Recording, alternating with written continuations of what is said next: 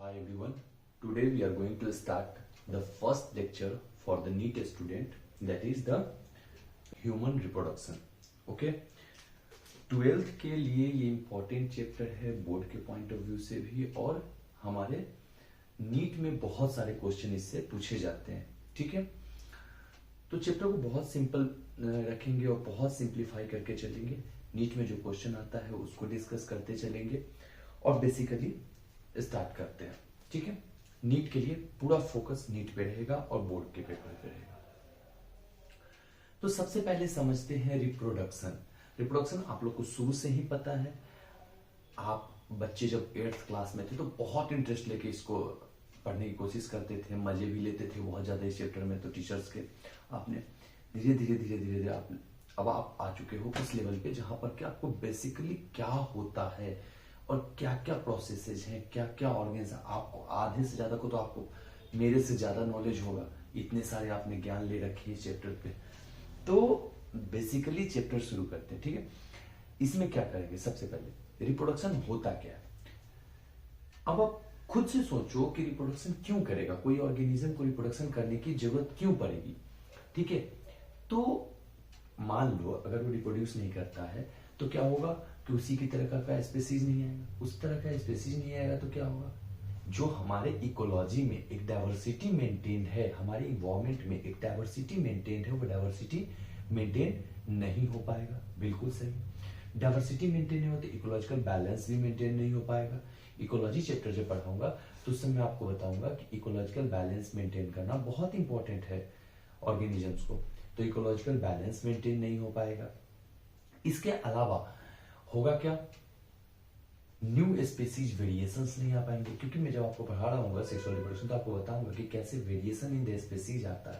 तो इवोल्यूशन का प्रोसेस नहीं हो पाएगा आगे चल के. तो ये सारी प्रॉब्लम आते रहेंगे. तो इसलिए रिप्रोडक्शन होना बहुत जरूरी है. सबसे इंपॉर्टेंट है अपने ही तरह के स्पीसीज का अगर आपको सर्वाइव करना है, सेम टू सेम टाइप के स्पीसीज को सर्वाइव करना है इस प्लैनेट अर्थ पे, तो उसको अपनी तरह का स्पीसीज लाना ही होगा. और ये लाने का तरीका यही है, रिप्रोडक्शन. ठीक है, तो सबसे पहले डेफिनेशन लिखेंगे कि ह्यूमन रिप्रोडक्शन होता क्या है. तो ह्यूमन रिप्रोडक्शन की अगर हम बात करते हैं तो सबसे पहला जो रिप्रोडक्शन का प्रोसेस होगा ह्यूमन रिप्रोडक्शन में वो होगा दैट इज कि रिप्रोडक्शन का डेफिनेशन. ठीक है, रिप्रोडक्शन का डेफिनेशन अगर अपन बात करें तो रिप्रोडक्शन का डेफिनेशन क्या लेकर के चलेंगे कि it is a way by which organism reproduce. एक तरीका है जिससे कि ऑर्गेनिज्म रिप्रोड्यूस करता है. तो मैं लिखूंगा कि it is a way by which organism क्या करता है, wants to maintain its species, अपनी ही स्पेसीज ऑन द अर्थ. क्यों, for the maintenance and existence of its own species, for the maintaining ecological balance, अपने ही इकोलॉजिकल बैलेंस को maintain करने के लिए, and to maintain the diversity को मेंटेन करने के लिए. मान लो कि उस तरह का स्पेसीज दो आया, जैसे कि बहुत सारे स्पेसीज एलिमिनेट हो गया, डायनासोर्स वगैरह का, जिसका बहुत longer period of gestation period था, तो स्पेसीज क्या हो गया, एक्सटिंक्ट हो गया. तो ये टोटल हमने पढ़ लिया कि रिप्रोडक्शन क्या होता है. अब हम बात करेंगे कि कितने तरीके का रिप्रोडक्शन होता है. ठीक है, रिप्रोडक्शन का 2 तरीका होता है बेटा, सेक्सुअल और एसेक्सुअल. सबसे पहले बात करूंगा मैं, क्योंकि ये चैप्टर ही इसी बेस पे डिपेंडेंट है, दैट इज सेक्सुअल रिप्रोडक्शन. आपके जो भी डाउट होगा आप मेरे से कमेंट बॉक्स में पूछते रहना. तो सेक्सुअल रिप्रोडक्शन की अगर हम बात करते हैं तो होगा क्या, देखो सेक्सुअल रिप्रोडक्शन में मतलब एक लाइन में कहूं तो बाई पेरेंटल होता है. ठीक है, बाई पेरेंटल ये स्पेसीज होता है, बाई पेरेंटल रिप्रोडक्शन होता है। दो पेरेंट्स मेल और फीमेल गैमिट जब तक फ्यूज नहीं होगा तब तक ये नए प्रोजेनी का नहीं ग्रोथ दे पाएंगे। ठीक है, इसमें दूसरा क्या होता है, सेक्स सेल। सेक्स सेल्स मतलब मान लो कि मेल गैमिट और female gamete 2n, male gamete 2n, इसका आना बहुत जरूरी है।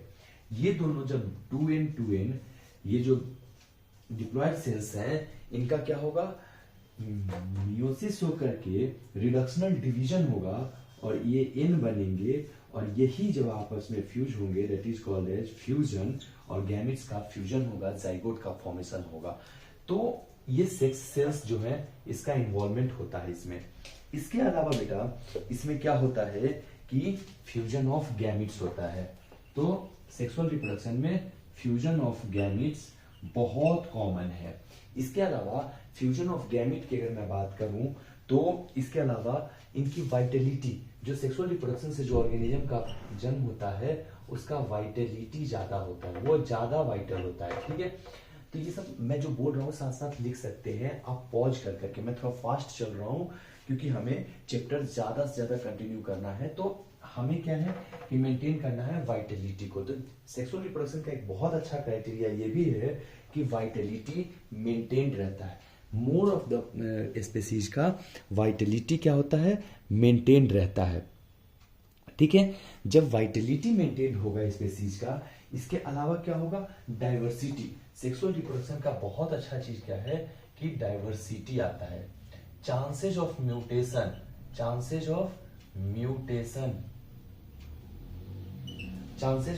म्यूटेशन भी इसमें बहुत कॉमन है। तो ये सारा प्रोसेस जो है ये सेक्सुअल रिप्रोडक्शन में देखने को आपको मिलेगा। अब आ जाएंगे ए सेक्सुअल रिप्रोडक्शन में। ठीक है, ए सेक्सुअल रिप्रोडक्शन में क्या होगा बेटा, ये जो ए सेक्सुअल रिप्रोडक्शन है, ठीक है, ए सेक्सुअल रिप्रोडक्शन नाम से ही क्लियर है। ए सेक्सुअल मतलब सिंगल पेरेंट्स का इन्वॉल्वमेंट होगा। लिखते चलेंगे, सिंगल पेरेंट्स आर इन्वॉल्व। इसके अलावा इसमें कोई फ्यूजन ऑफ गैमेट्स नहीं होगा, नो फ्यूजन। ठीक है, अभी पढ़ाऊंगा प्लांट के केस में कि बहुत सारा मोड ऑफ रिप्रोडक्शन होता है एसेक्सुअली, प्लांट्स में बहुत कॉमन है। ठीक है, कोई फ्यूजन ऑफ गैमेट्स नहीं होगा। इनके जो स्पीसीज होते हैं लेस वाइटल होते हैं, उनकी लाइफ स्पैन कम होती है, तो वाइटलिटी क्या होगा, वाइटलिटी लेस होगा, वेरिएशन का चांस कम होगा। क्यों, क्योंकि सेम टाइप का गैमेट फ्यूज हो रहा है, होमोलोगस गैमेट फ्यूज होगा। जब इनहेरिटेंस, प्रिंसिपल ऑफ इनहेरिटेंस पढ़ाऊंगा तो उसमें मेंडल ने बोला था कि सेम तरह के गैमेट का बार बार फ्यूज कराने से एक क्या होता है, गैमेट क्या होगा कि ब्लेंड हो जाएगा और there is a chance of homozygosity आ जाएगा, तो वो भी एक दिक्कत है। तो इसमें वेरिएशन क्या होगा, लेस होगा। ये सब एक क्या होता है, कंडीशन होता है जो कि आपको देखने को मिलेगा किसमें, सेक्सुअल एसेक्सुअल रिप्रोडक्शन में। नेक्स्ट दैट इज कि ऑर्गन्स क्या क्या होते हैं। तो सबसे पहले इंपॉर्टेंट क्या है, देखो अब आपने पढ़ लिया कि सेक्सुअल रिप्रोडक्शन क्या है। सेक्सुअल रिप्रोडक्शन के बाद आपने पढ़ लिया कि एसेक्सुअल रिप्रोडक्शन क्या है, तो आपको पता होना चाहिए रिप्रोडक्शन करना तो ऑर्गन भी होना चाहिए अपने पास। Reproduction that is primary sex organ. ठीक है, तो अपने पास हो जाएगा that is primary sex organ. ठीक है, तो अपने पास है ये मेल सेक्स ऑर्गन और फीमेल सेक्स ऑर्गन। ठीक है, तो मेल के लिए क्या होगा, टेस्टिस। ठीक है, तो मेल में क्या होगा अपने पास दैट इज टेस्टिस। ठीक है, फीमेल में क्या होगा, प्राइमरी सेक्स ऑर्गन ओवरी, जहां से सबसे पहले ये वो ऑर्गन होते हैं जो कि प्राइमरली हमारे गैमेट्स का प्रोडक्शन करते हैं। ठीक है, प्राइमरी सेक्स ऑर्गन। तो मेल में क्या होगा, टेस्टिस, हार्मोन टेस्टोस्टेरोन। ओवरी से क्या होगा, दैट इज ओवरी से जो गैमेट फॉर्मेशन होगा दैट इज ओवरी से ओवम या एग, जो एवरी मंथ अल्टरनेटिव ओवरी से, दो ओवरी होता है, मैं आगे पढ़ाऊंगा आपको कि दोनों ओवरी से गैमेट्स आते रहते हैं। इसके बाद होगा दैट इज स्पर्मेटोजोआ। टेस्टिस से क्या निकलेगा, स्पर्मेटोजोआ। स्पर्मेटोजोआ ठीक है, ये स्पर्मेटोजुआ होगा। अब आ जाते हैं सबसे पहले, तो मेल का जो प्राइमरी सेक्स गैमेट क्या होगा, स्पर्मेटोजुआ, जो कि स्पर्मेटोजेनेसिस के टाइम में बताऊंगा कि कैसे स्पर्मेटोजेनेसिस के टाइम में फॉर्म होता है। और इधर बात कर लेते हैं तो ओवरी से हमारा क्या आ जाएगा, डेट इज ओवम या एग। डन है, इतना समझ में आ रहा है आप लोग को?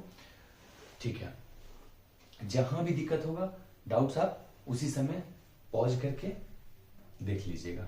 ठीक है, कोई भी डाउट अदर देन इट आप मेरे से व्हाट्सएप पे पूछ सकते हैं, लिंक आपको डिस्क्रिप्शन में दे दूंगा। डोंट वरी, अगर चैनल को सब्सक्राइब नहीं किया तो चैनल को सब्सक्राइब करते चलो। ठीक है, अब आ जाते हैं गोनैड्स।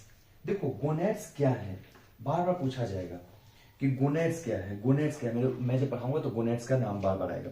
तो गोनैड्स कुछ भी नहीं है, वो ऑर्गेन, देखो सुनो ध्यान से, गोनैड्स क्या है, ये वो ऑर्गेन है जो कि क्या करते हैं, प्राइमरी सेक्स ऑर्गेन को, ये भी एक प्राइमरी सेक्स ऑर्गेन ही है, but they act as endocrine gland also. तो ये गोनैड्स का काम क्या है, गैमीट्स का प्रोडक्शन करना। ओके, क्लियर है? अब आ जाते हैं secondary sex organ. Secondary sex organ हमने पढ़ लिया प्राइमरी, तो भैया सेकेंडरी भी तो होगा। तो सेकेंडरी सेक्स ऑर्गेन जो होता है, secondary sex organ, secondary sex organ की बात करता हूं तो इसमें क्या होगा, ये वो ऑर्गेन होते हैं जो कि प्राइमरी सेक्स ऑर्गेन को क्या करेंगे, हेल्प करेंगे। ठीक है, तो मेल में क्या क्या हो जाएगा, मेल के अंदर बात करता हूं तो मेल में होगा सबसे पहले, और ये फीमेल। ठीक है, तो मेल के अंदर में सबसे पहला होगा दैट इज एपिडिडाइमिस। ये 5 से 6 सेंटीमीटर का एक लॉन्ग ट्यूब्यूल जैसा स्ट्रक्चर होता है, तो एपिडिडाइमिस। सेकेंड हो जाएगा अपने पास that is vas deferens, vas difference. ठीक है, डिफरेंस। थर्ड हो जाएगा दैट इज सेमिनल वेसिकल।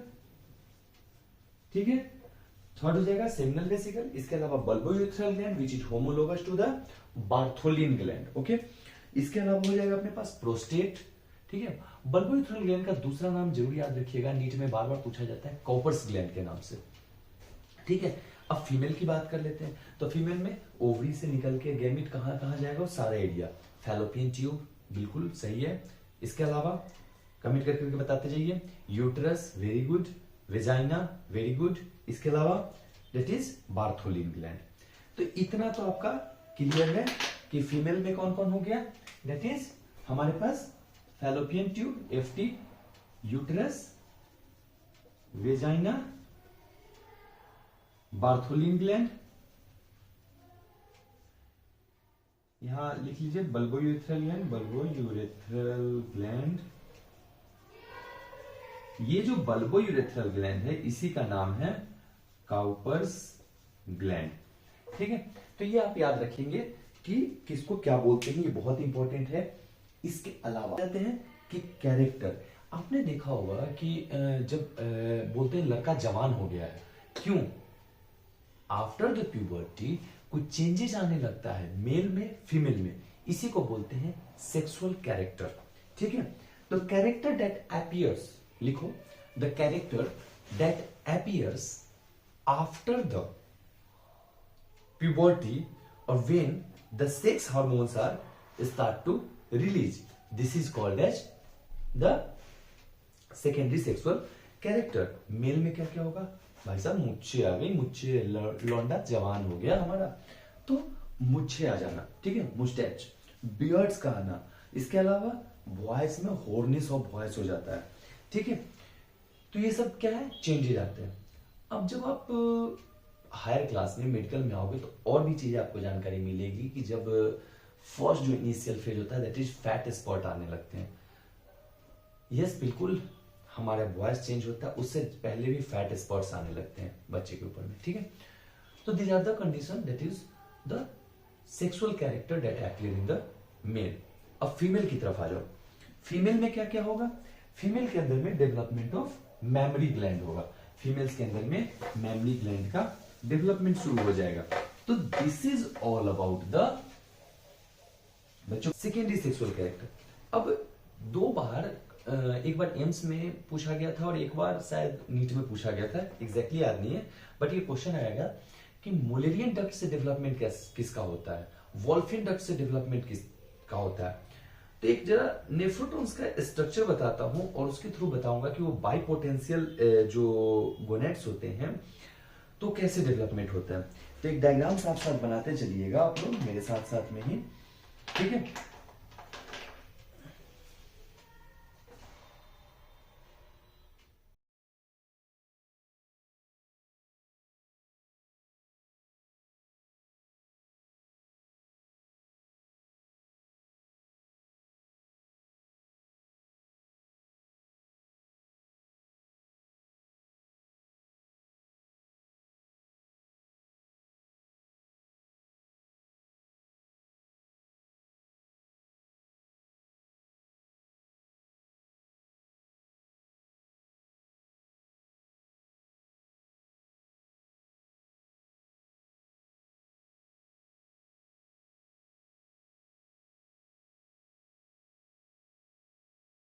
ये जो नेफ्रोटोन होता है मेसोडर्मल इन ओरिजिन और इसके 3 पार्ट होते हैं। तो सबसे पहला जो पार्ट होगा दैट इज हमारा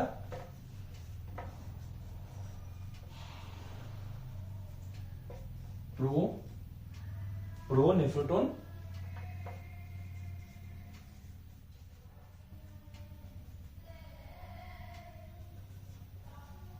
mesonephroton and that is called as the metanephroton, ठीक है।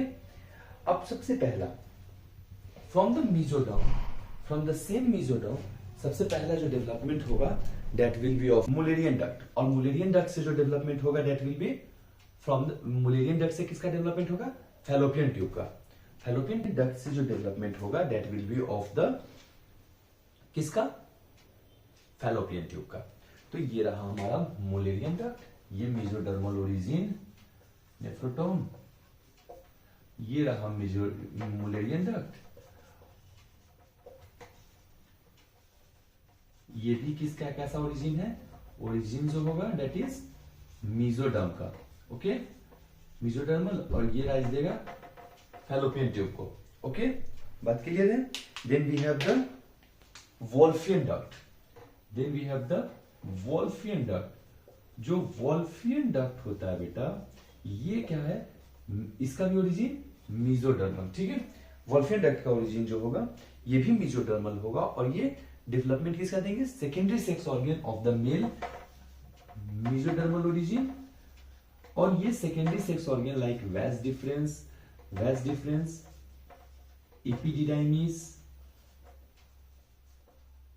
और सेमिनल वेसिकल का। ये तो हो गया हमारा वोल्फियन डक्ट से ओरिजिन।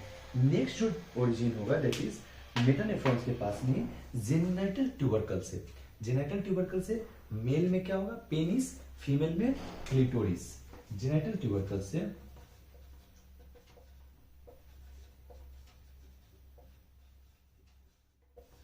मेल में पेनिस, फीमेल क्लिटोरिस, ठीक है क्लियर है। इसके बाद लेबियोस्कॉटल सैक या लेबियोस्कॉटल फोल्ड्स। लेबियोस्कॉटल फोल्ड से स्कॉर्टम और फीमेल में लेबिया मेजोरा, ये है हमारा लेबियोस्कॉटल फोल्ड्स, लेबियोस्कॉटल फोल्ड्स। तो इसमें स्कॉर्टम इन मेल और लेबिया मेजोरा इन फीमेल्स, इसका राइज देगा, ठीक है।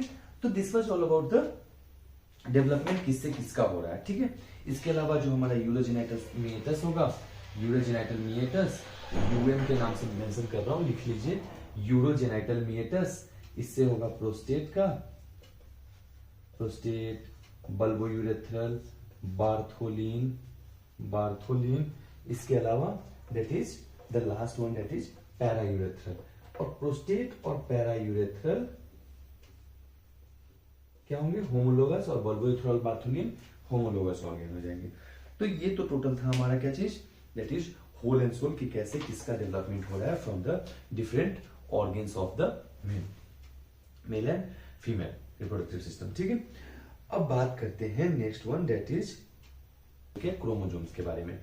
ये डायग्राम बन गया आप लोग का, ठीक है, नहीं हुआ तो होल्ड करके आप लोग फिर से बनाएंगे डायग्राम, इसको बार बार प्रैक्टिस करेंगे। याद रखिएगा कि मुलेरियन डक्ट और वोल्फियन डक्ट मैं बताऊंगा कि कौन कैसे राइज देता है, ये दोनों में से याद रखिएगा आप लोग, ठीक है। इसके बाद आ जाते हैं मेल के क्रोमोजोम्स। मेल के अंदर में होता है XY क्रोमोजोम, ठीक है। फीमेल्स में क्या हो गया, फीमेल्स के अंदर में XX क्रोमोजोम। तो देखिए मेल का जो XY क्रोमोजोम होगा, ठीक है, और फीमेल के अंदर में हमारा क्या होगा, XX क्रोमोजोम होगा, ठीक है।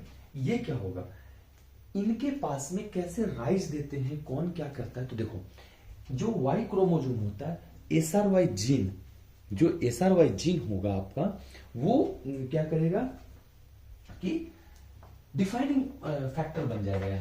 यहां पे होता है एक जीन नाम होगा, that is called as the SRY gene. थोड़ा सा ऊपर लेकर के जा रहा हूं तो समझने की कोशिश कीजिएगा। इसके पास होता है testis determining factor, it is responsible for the testis determining factor TDF, testis determining factor TDF। अब क्या होगा, तो इससे क्या बनेगा, टेस्टिस का फॉर्मेशन होगा। अब जब टेस्टिस का फॉर्मेशन हो जाएगा, टेस्टिस फॉर्म जब हो गया तो इसके पास आ जाएगा that is Leydig cells and Sertoli cells. Sertoli cells, testis के अंदर में दो सेल्स होते हैं, लेडिक सेल्स और सर्टोली सेल्स। तो सर्टोली सेल्स क्या करेगा, सर्टोली सेल का जब फंक्शन बताऊंगा तो बताऊंगा आपको, और अभी भी बता दे रहा हूं कि ये सिक्रीट करता है MIS, मुलेरियन इनहिबिटिंग सब्सटेंस। ये जो मुलेरियन इनहिबिटिंग सब्सटेंस है, मुलेरियन इनहिबिटिंग सब्सटेंस जो है, ये क्या करेगा, इनहिबिट कर देगा मुलेरियन डक्ट को, मुलेरियन को बनने नहीं देगा। जब मुलेरियन बनेगा ही नहीं तो फैलोपियन ट्यूब नहीं बनेगा मेल में। लेकिन लेडिक सेल्स क्या करेगा, उसी समय पर लेडिक सेल्स क्या कर देगा कि आपका सिक्रीशन कर देगा, किसका, एंड्रोजेंस का, और फाइनली क्या बना देगा, वोल्फियन डक्ट का काम शुरू हो जाएगा और डेवलपमेंट ऑफ वोल्फियन डक्ट बन जाएगा। तो ये क्या कराएगा, एंड्रोजेंस सिक्रीट और वोल्फियन डक्ट बनने लगेगी। ये वोल्फियन डक्ट आगे चल करके डिफरेंट ऑर्गन्स को राइज दे देगा। समझ में आ गया कि क्या हुआ मेल के अंदर में। अब चूंकि यहां पे X क्रोमोजोम है तो नो SRY जीन, तो नो TDF।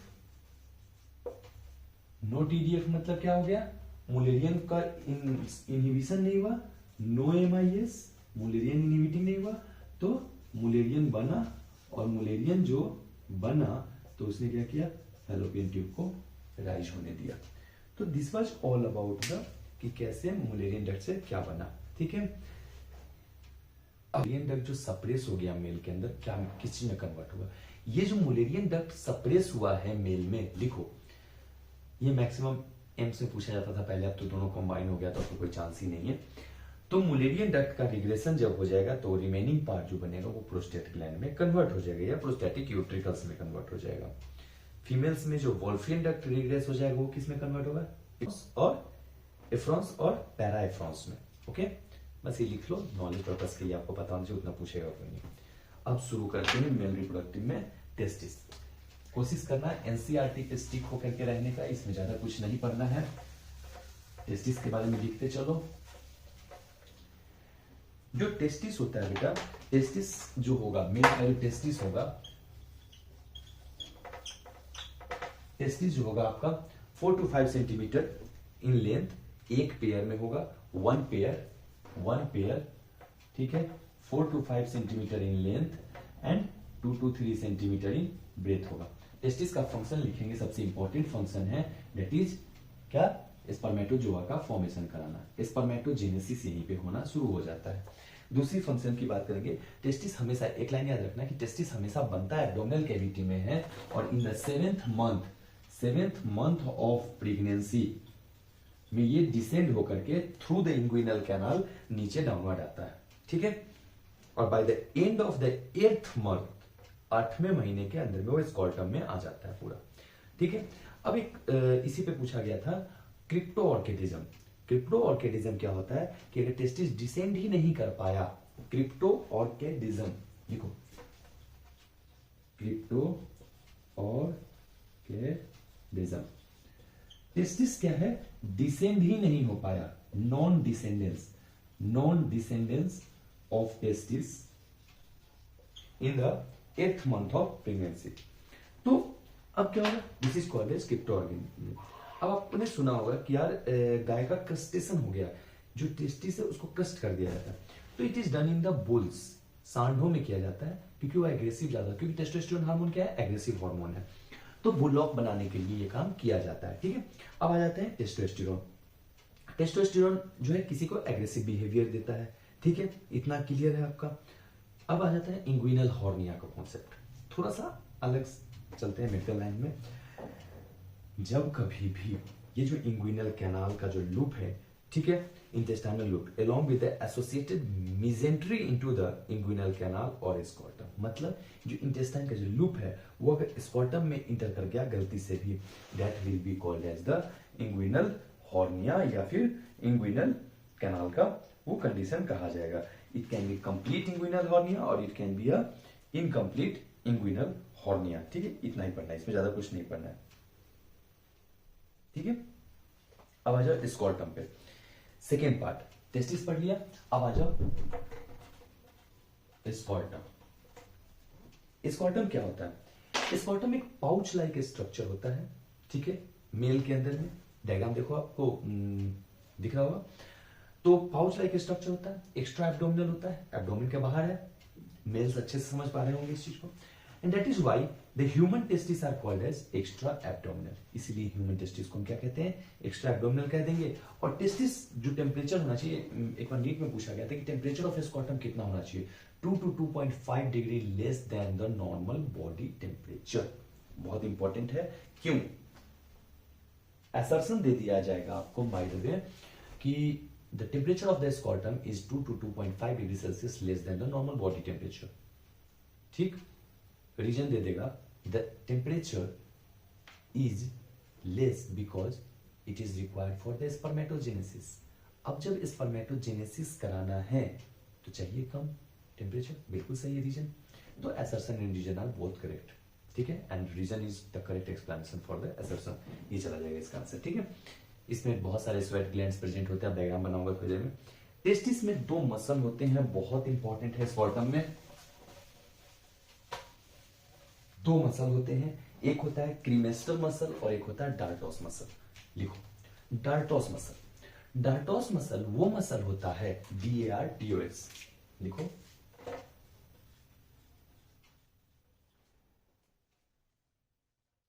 और दूसरा हो गया दैट इज क्रीमेस्टर मसल। देखो डार्टोस मसल क्या होता है, ये वो मसल होता है जो कॉन्ट्रैक्ट और रिलैक्स करता है। तो कॉन्ट्रैक्ट कब करेगा, जब हमारा बाहर का टेम्परेचर क्या होगा, लो हो जाएगा। क्यों, क्योंकि अगर रिलैक्स पोजीशन में है तो टेस्टिस का सरफेस एरिया ज्यादा है स्कॉर्टम का, तो क्या होगा कि हीट लॉस ज्यादा होगा, हीट लॉस ज्यादा हो तो बॉडी के लिए बेटर नहीं है। तो जो बाहर का टेम्परेचर कम है, मतलब कब, विंटर में, तो डार्टोस मसल विंटर में आपके टेस्टिस को ऊपर की तरफ कर देता है, सरफेस एरिया कम कर देता है। ठीक है, ये स्कॉर्टम को, सॉरी टेस्टिस बार बार निकल रहा है, स्कॉर्टम। अब क्या होगा, अब स्कॉर्टल सैक का क्या हो गया, कॉन्ट्रैक्शन हो गया मसल का, तो स्कॉर्टल सैक छोटा हो गया, क्लियर। दूसरा, अब बाहर टेम्परेचर ज्यादा तो डार्टोस मसल रिलैक्स कर जाएगा, सरफेस एरिया ज्यादा, हीट लॉस ज्यादा। ठीक है, दूसरा हो गया क्रीमेस्टर मसल्स। क्रीमेस्टर मसल आपको सिचुएशन पे डिपेंड करता है, फाइट फ्लाइट फ्लाइट, उस समय क्या होगा, आपको दौड़ना है। अब स्कॉर्टल क्रीमेस्टर मसल रिलैक्स है तो क्या होगा, दोनों पैर के बीच में टका के, it will not be comfortable, तो अब क्या होगा, इसको उठाया जाएगा ऊपर की तरफ, that will be with the help of cremaster muscle. ठीक है, ड्यूरिंग रनिंग, तो ये एलिवेट कर देगा आपके टेस्टिस को अपवर्डली। ठीक है, अब एक डायग्राम बनाएंगे, बहुत ही इंपॉर्टेंट है ये डायग्राम। ठीक है, थोड़ा सा ध्यान से देखिएगा।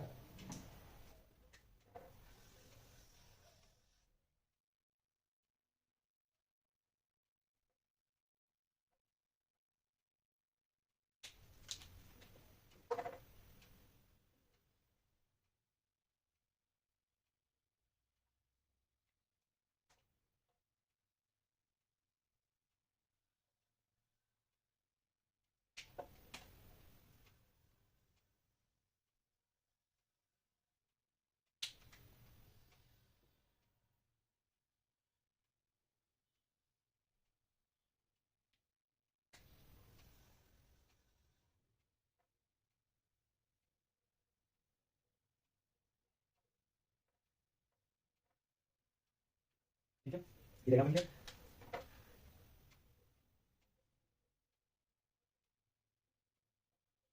देखिए, लेकिन हमेशा कोशिश कीजिएगा वन साइडेड रखने का। तो सबसे बाहर क्या है, हेयर्स प्रेजेंट हो गया। ये क्या है हमारा, that is called as the deep ring of the inguinal canal. Deep ring, ये क्या है, सुपरफिशियल रिंग। हेयर्स क्यों है, स्वेट ग्लैंड्स इसके नीचे प्रेजेंट होंगे, स्वेट ग्लैंड प्रेजेंट होगा। ठीक है, क्लियर है ये वाला जो बीच में है that is called as the septa और द रैफी। ठीक है, इतना क्लियर है। अब जो दो चीज पढ़ाने वाला हूं वो थोड़ा सा ध्यान से देखिएगा। This is called as the inguinal canal, जहां से टेस्टिस को डिसेंड होकर के आना है। ठीक है, ये टेस्टिस को डिसेंड होकर के नीचे की तरफ आना है in the 7th month of pregnancy और 8th month of the reproductive life में नीचे एकदम स्कॉटम में आ जाना है। ठीक है, ये दोनों क्या है, ये टेस्टिस है हमारा, डिसेंड होकर के आ चुका है। ठीक है, अब जो सबसे इंपॉर्टेंट होगा that will be the dartos muscle. ये है डार्टोस मसल जो कि आपके समर में और विंटर में फंक्शनिंग हो जाता है। और ये है हमारा cremaster muscle during the time of fight, flight, flight, जब रनिंग का कंडीशन आता है तो उस समय। तो ये डायग्राम थोड़ा सा ध्यान से देखिए और इसको बना लीजिएगा आप लोग। ठीक है, तो this was all about the testis का।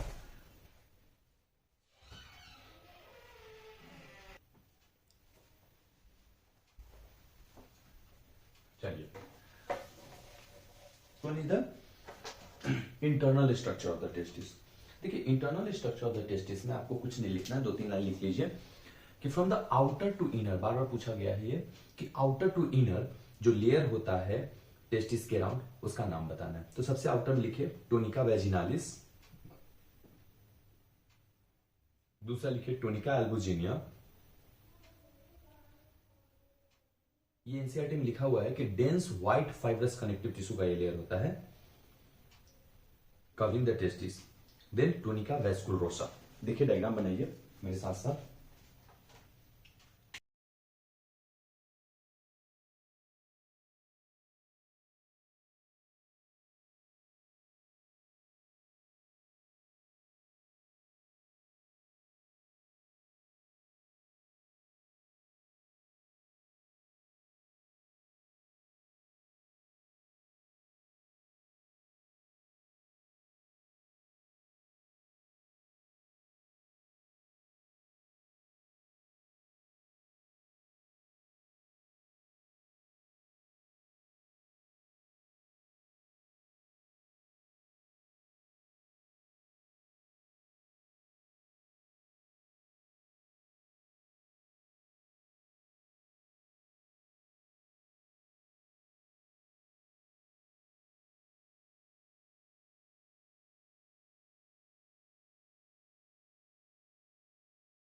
के ऊपर होगा that will be called as the tunica vaginalis. ठीक है, टूनिका वेजिनालिस। ये क्या है हमारा, दैट इज वेस डिफरेंस। ठीक है, ठीक है, क्लियर है इतना। Then we have the tunica albuginea, tunica albuginea. ठीक है, tunica albuginea. Then we have the tunica vasculosa, tunica vasculosa. These are the 3 layers. इसके बाद एनसीईआरटी में आपको लिखा होगा एक जगह that is testicular lobules, testicular lobules 250 से 300 के नंबर में। और ये एनसीईआरटी का है तो इसलिए याद रखिएगा यही टेस्टिकुलर लोब्यूल्स 250 से 300 में जो होते हैं। इसके अलावा जो होगा आपके पास ये बीच में जो ब्लैक कलर से बना है that is called septula testis. ठीक है, क्लियर है। These are the rete testis, rete testis. ठीक है, these are the rete testis nothing but rete testis आपको समझा देता हूँ कि एक नेटवर्क ऑफ टिब्यूल्स है ये, ठीक है, छोटे छोटे टिब्यूल्स के फॉर्म में ये प्रेजेंट होते हैं in the posterior part of the testis. Clear है इतना? अब सबसे इंपॉर्टेंट इनके अंदर में कि यहां पर सेल्स प्रेजेंट होगा, these are called as the interstitial cells. ये दो तरह के सर्टोली सेल्स और लेडिक सेल्स। अब काम वही, एक का मुलेरियन इनहिबिटिंग सब्सटेंस सिक्रीट करना, इसके अलावा नॉरिशमेंट वगैरह देना। लेडिक सेल जो एंड्रोजन सिक्रीट करेगा और फाइनली एलएच सिक्रीट करेगा। ठीक है, काम खत्म है, इतना समझ में आ गया आपको? तो इंटरनल स्ट्रक्चर ऑफ टेस्टिस खत्म होता है। इसके बाद आ जाता है that is vas deferens. Vas difference के लिए ज्यादा कुछ नहीं लिखना है, इसके लिए बस इतना लिखना है कि they are 15 to 20 in number. ठीक है, 15 से 20 नंबर में होते हैं ये, और जनरली इनका काम यही होता है कि ये कैरी करते हैं sperm from the rete testis to caput epididymis. ठीक है, और लाइनिंग जो वैस डिफरेंस का होता है that is from the ciliated columnar epithelium का होता है। बस 3 लाइन, इतना 15 से 20 फाइन टिब्यूल्स, रेटे टेस्टिस से कैपट एपिडिडाइमिस तक अपना ये लेकर के आते हैं स्पर्म सेल्स को, और इनकी जो एपिथेलियम होती है that is ciliated columnar epithelium. एक बार यही पूछ दिया गया था कि द एपिथेलियम ऑफ वैस डिफरेंस इज, तो सिलिएटेड कोलुनार एपिथेलियम, याद रखिएगा इस चीज को। उसके बाद आ जाइए एपिडिडाइमिस पे। एपिडिडाइमिस कुछ भी नहीं है, एक 6 मीटर का लॉन्ग ट्यूबुलर स्ट्रक्चर होता है। बस ये सुन लीजिए आप लोग, 6 मीटर का लॉन्ग ट्यूबुलर स्ट्रक्चर होता है, बहुत ही क्वाइल्ड स्ट्रक्चर होता है ये, और ये अटैच होता है to the posterior surface of the testis. Posterior surface जो टेस्टिस के होते हैं उससे अटैच होते हैं। इसका जो स्मूथ वॉल होता है, अब थोड़ा सा एपिडाइमिस का डायग्राम मैं बना लेता हूँ इसी जगह छोटा सा। ये आपका टेस्टिस है, इसके पोस्टीरियर सरफेस पे बहुत ही हाईली क्वाइल्ड एक ट्यूबुलर स्ट्रक्चर होता है, और इसी को अपन बोलते हैं दैट इज एपिडिडाइमिस। ठीक है, और ये जो सबसे बाहर का लेयर है that is called as the caput epididymis. ठीक है, this one is the caput epididymis. उसके बाद देयर इज अ कॉर्पस और बॉडी ऑफ द टेस्टिस। उसके बाद आ जाएगा दैट इज कॉर्डा एपिडिडाइमिस और ये कैपट। ठीक है, तो ये डायग्राम हो गया। अब बात करते हैं कि भाई फंक्शन क्या करता है। ये कुछ भी नहीं है, जब स्पर्म के जो सेल्स होते हैं उसके ऊपर एक कैट स्पर प्रोटीन का नाम याद रखिएगा, कैट स्पर प्रोटीन, जो स्पर्म का जो स्ट्रक्चर है उसके सेल्स के ऊपर में, उसके जो टेल वाला एरिया है उस पे लगा देता है, so that the mobility of और मोटाइल बना देता है उससे। ठीक है, इसके अलावा दूसरा कुछ एक्स्ट्रा हार्मोन्स और रिलीज करता है, कुछ सब्सटेंस और रिलीज करता है, जिससे कि मोटाइलिटी ऑफ स्पर्म सप्रेस भी होता है, that is called as the decapacitation. ठीक है, कोलेस्ट्रॉल का लेयर सीक्रेट कर देता है, एक्रोसोम जो स्पर्म का स्ट्रक्चर बताऊंगा तो उसमें बताऊंगा कि एक्रोसोम क्या होता है उस पे। ठीक है, फंक्शनल मैच्योरेशन करा दिया। अब द सेकेंड आ गया that is vas deferens. Vas deferens को दूसरा डक्टस डिफरेंस भी बोलते हैं, that is called as the ductus deferens. अब लोग करके अगर आपको इंटरनल स्ट्रक्चर ऑफ टेस्टिस का डायग्राम बनाना तो बना सकते हैं, वरना मैं मिटा देता हूं इसको। Done.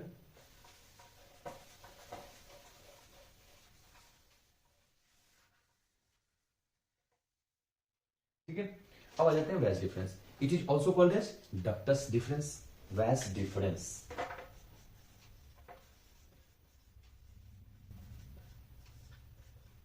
It is also called as ductus deferens. ठीक है, तीसरा ये इंटर करता है एब्डोमिनल कैविटी में थ्रू द इंग्विनल कैनाल। जो इंग्विनल कैनाल है उसी के थ्रू ये एब्डोमिनल कैविटी में इंटर करता है, क्वाइल बनाता है अपने ही ऊपर में, और फिर फाइनली क्या करता है, ये लूप करता है ओवर द यूरिनरी ब्लैडर। ठीक है, मैं डायग्राम में भी बताऊंगा आपको। और ये डायलेट करता है to form the ampulla which receive the duct from the seminal vesicle. मतलब ये डायलेट करके एक एम्प्यूला जैसा स्ट्रक्चर बनाता है, उससे ये रिसीव करता है डक्ट फ्रॉम द किससे, सेमिनल वेसिकल से, और to form the ejaculatory duct which open into the prostatic urethra. Clear है यहां तक? प्रोस्टेटिक यूरेथ्रा में जाकर के खुल जाएगा। अब देखिए, समझने की कोशिश कीजिए इस चीज को। ठीक है, ब्लैडर। ठीक है, ये यूरिनरी ब्लैडर के ऊपर में, ठीक है, ये क्या करता है, यहां से स्ट्रक्चर पास हुआ, ये वाला हमारा मेल यूरेथ्रा वाला स्ट्रक्चर पास हुआ। ठीक है, एक रफ डायग्राम के थ्रू आपको समझाने की कोशिश कर रहा हूं। ठीक है, ये क्या है, प्रोस्टेटिक यूरेथ्रा वाला पोर्शन हो गया हमारा। ये बाहर में हमारा क्या हो गया, दैट इज प्रोस्टेट। ये हो गया प्रोस्टेटिक यूरेथ्रा। क्लियर है।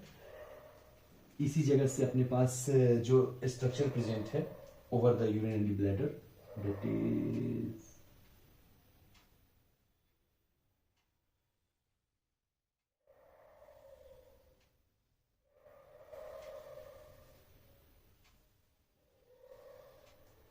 ठीक है, दिस इज द एम्प्यूला, जहां से ये डायलेट होगा और वहीं से इजैकुलेटरी डक्ट का रास्ता अपना क्रिएट कर देगा यहां पे। ठीक है, ये हमारा यूरिनरी ब्लैडर हो गया। क्लियर है, ये प्रोस्टेट वाला पार्ट हो गया। ठीक है, ये टेस्टिस वाला एरिया हो गया। और यही जो एरिया है दैट इज कॉल्ड एज वैसा इफेंस या डिफेंस, वैसा डिफरेंस इसी को बोलते हैं। ठीक है, तो ये तो आपका क्लियर हो गया इतना दूर तक। Inner wall, outer wall. Outer wall smooth muscle का, इनर वॉल स्यूडोस्टेटिफाइड सिलेटेड कोलुनर एपिथेलियम का बना होगा। अब आ जाते हैं मेल यूरेथ्रा पे। जो मेल यूरेथ्रा होता है बेटा, वो स्टार्ट होता है यूरिनरी ब्लैडर से। ठीक है, मेल यूरेथ्रा का मैं डायग्राम प्रॉपर बनाता हूं।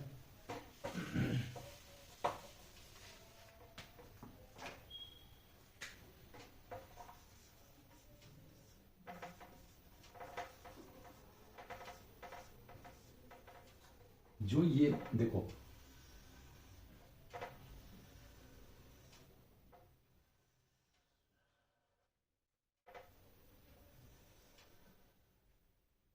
ठीक है, ये क्या है हमारा यूरिनरी ब्लैडर, यूबी। ठीक है, ये हो गया हमारा यूरिनरी ब्लैडर। इसके बाद हो जाएगा दैट इज हमारे पास प्रोस्टेट वाला पार्ट।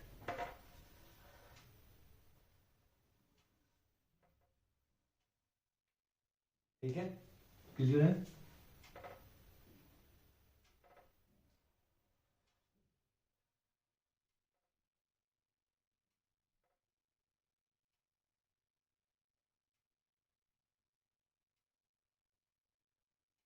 ठीक है, क्लियर है इतना। यहाँ पे एक स्पिंस्टर प्रेजेंट होगा, that we will call the external urethral sphincter. Clear इतना।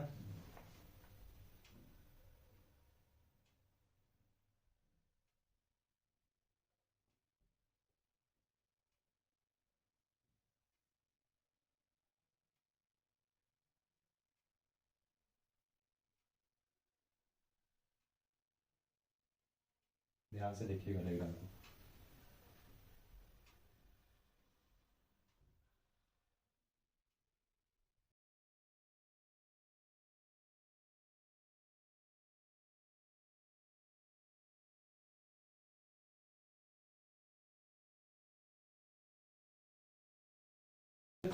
ठीक है, अब देखिए, ये हो गया हमारा दैट इज प्रोस्टेट, ये हो गया हमारा that is external sphincter.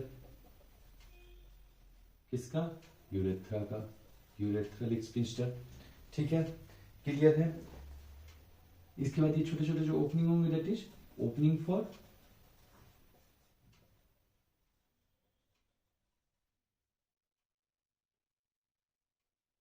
The ejaculatory duct. इतना तक क्लियर है।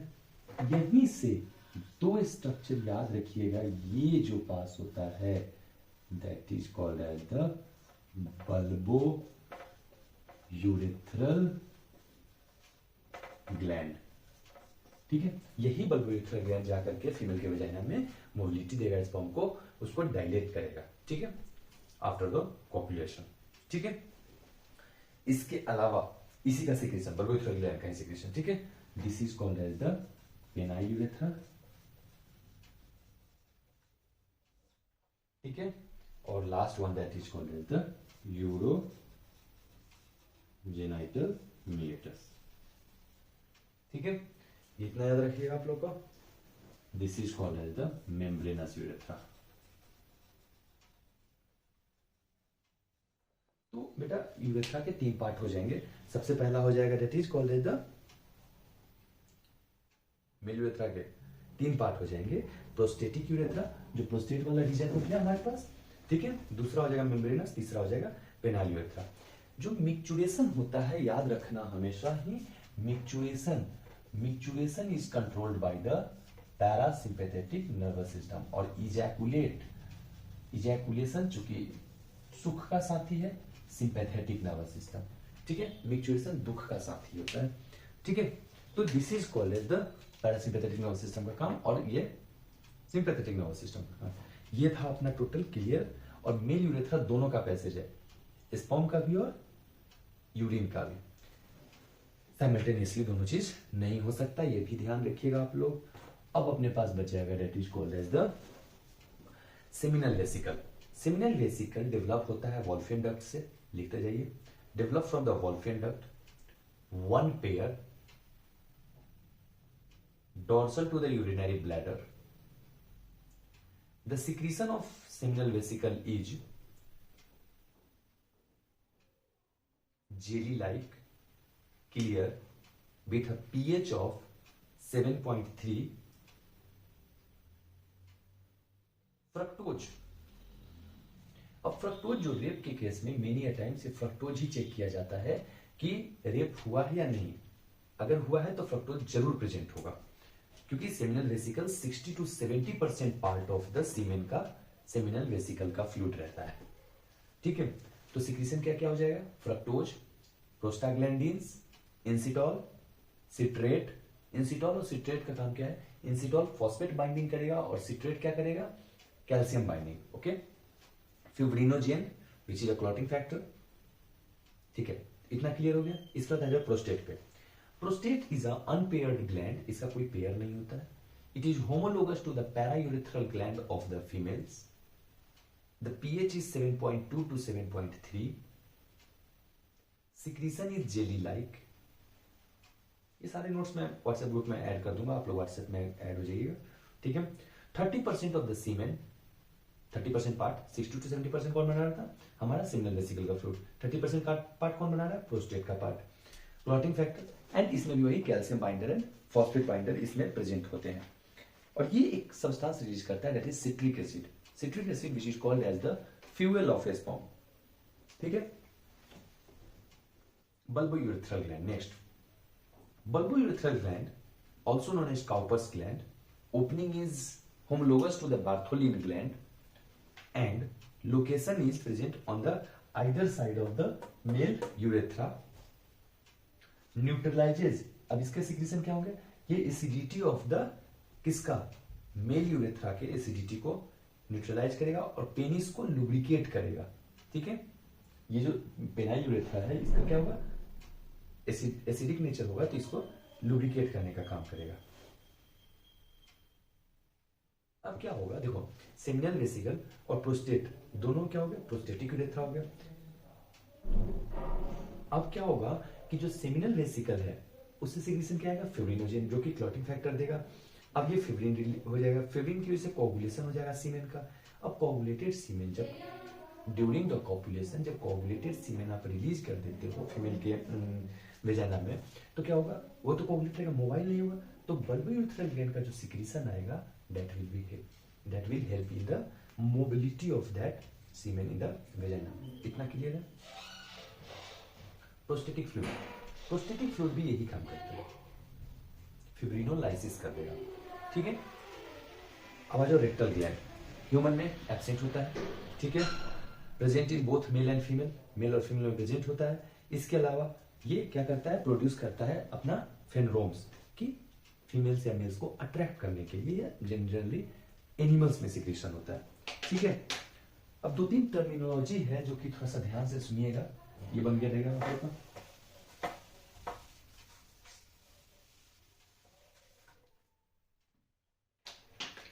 ओलिगोस्पर्मिया, ओलिगोस्पर्मिया क्या होते हैं? Less number of sperm,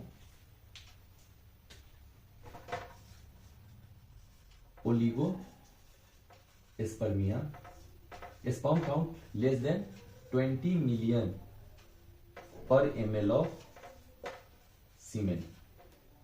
azoospermia, azoospermia that is A, that is absence of sperm in the semen. इसके बाद एस्थेनोस्पर्मिया, ठीक है, asthenozoospermia, less motile sperm in the semen, less motile sperm in semen. इसके बाद हो जाएगा that is नेक्रोस्पर्मिया.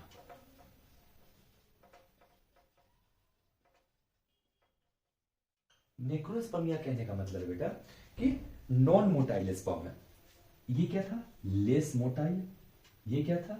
Less than 20 million. ये क्या है? एब्सेंस. तीसरा हो जाएगा नॉन मोटाइल. एन आ गया ना, ट्रिक हो गया. नॉन मोटाइल स्पर्म, ठीक है. इसके बाद अपने पास आएगा that is teratozoospermia. Teratozoospermia that is improper shape and size.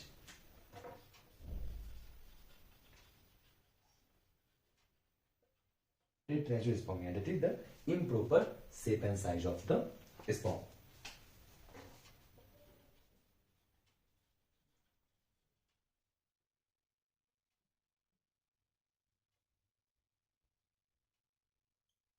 Improper shape and size of the sperm. ठीक है. अब एक ब्रीफ देखिएगा कि कैसे हमारा स्पर्मेटोगोनिया से चल. इससे पहले सर्टोली सेल्स का functions of Sertoli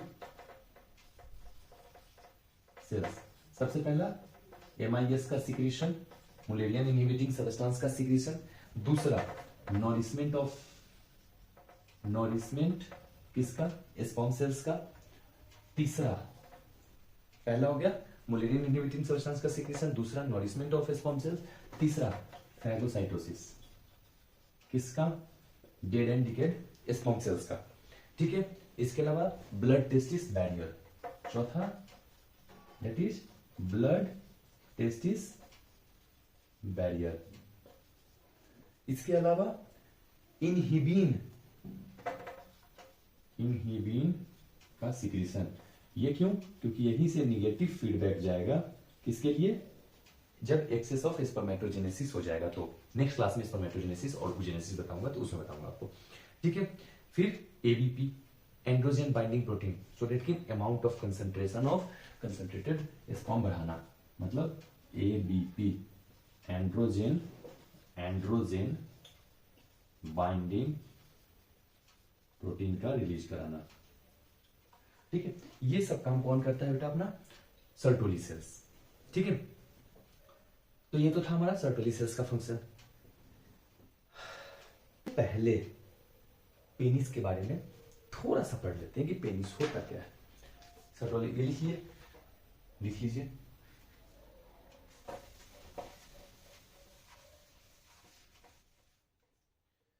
penis, so that कि मेल रिप्रोडक्टिव सिस्टम कंप्लीट हो जाए. देखो पेनिस का जो स्ट्रक्चर होता है डायग्राम के थ्रू ही लिखेंगे, इसका लेकर के चलेंगे.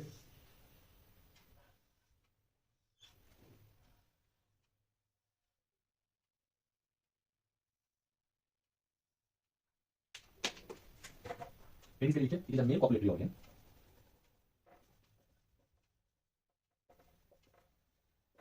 It is a male copulatory organ,